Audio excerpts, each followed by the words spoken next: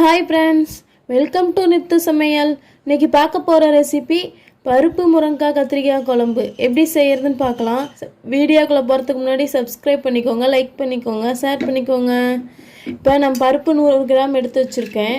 இதை நல்லா 2 தடவை கழுவி வச்சுருக்கேன். இது கூட இப்போ நம்ம தண்ணி ஆட் பண்ணிக்கலாம்.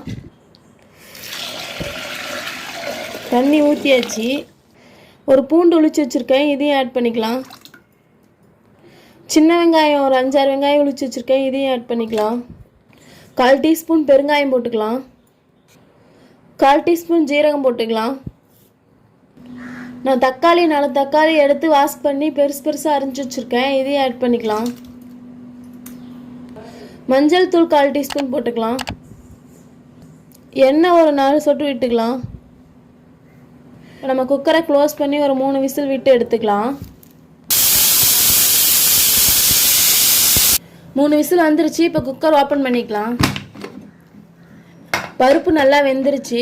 இதை நம்ம கடைஞ்சி எடுத்துக்கலாம். பருப்பு கடைஞ்சாச்சு. இப்போ நம்ம தாளித்து விட்டுக்கலாம்.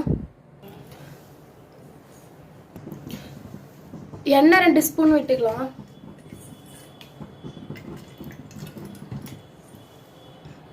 வெந்தயம் 1/4 ஸ்பூன் போட்டுக்கலாம். கடுகு 1/2 ஸ்பூன் போட்டுக்கலாம். நான் வெங்காயம் பெரிய வெங்காயம் ஒரு வெங்காயம் அரிஞ்சு வச்சுருக்கேன், இதையும் ஆட் பண்ணிக்கலாம். கருவேப்பிலை ஒரு கொத்து போட்டுக்கலாம். இது நல்லா கண்ணாடி பதம் வர அளவுக்கு வணக்கிக்கலாம். வெங்காயம் நல்லா வணங்கிடுச்சு. நான் 3 முருங்கைக்காய் எடுத்து அரிஞ்சு வச்சுருக்கேன், நல்லா வாஷ் பண்ணியாச்சு. இப்போ முருங்கைக்காய் ஆட் பண்ணிக்கலாம்.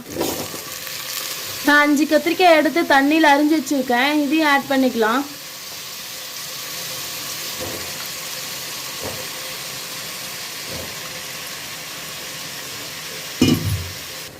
இது நல்லா வெங்காயத்தோடு ஒரு 2 நிமிஷம் வணக்கி விட்டுக்கோங்க. தண்ணி ஊற்றாமல் ஒரு 2 நிமிஷம் மட்டும் இப்படியே வணக்கிக்கோங்க. வெங்காயம் கத்திரிக்காய் வணக்கியாச்சு. நம்ம இப்போ கடைஞ்சி வச்சுருந்த பருப்பை ஊற்றிக்கலாம். இது கூடவே 1 கப் அளவுக்கு தண்ணி ஊற்றிக்கலாம். குழம்பு மிளகாய் தூள் 1/2 ஸ்பூன் போட்டுக்கலாம். சாம்பார் தூள் 1/2 டீஸ்பூன் போட்டுக்கலாம். மிளகாய் தூள் 1/2 ஸ்பூன் போட்டுக்கலாம். நல்லா இப்போ ஒரு தடவை கலந்து விட்டுக்கலாம். முருங்கைக்காய் கத்திரிக்காய் வேகட்டும். நம்ம ஒரு 5 நிமிஷம் மூடி வைக்கலாம். உப்பு தேவையான அளவு போட்டுக்கலாம். 5 நிமிஷம் ஆயிடுச்சு. இப்போ ஓப்பன் பண்ணிக்கலாம்.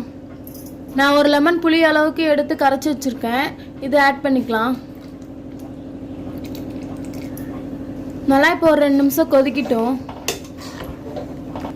குழம்பு ரெடி ஆயிடுச்சு. பாருங்கள், நல்லா முருங்கைக்காய் கத்திரிக்காயெல்லாம் வெந்துருச்சு. இப்போ அடுப்பு ஆஃப் பண்ணிக்கலாம். இப்போ கொத்தமல்லி தழை போட்டுக்கலாம்.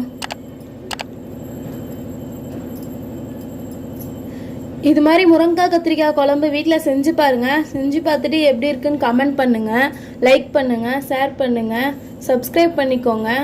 தேங்க்யூ.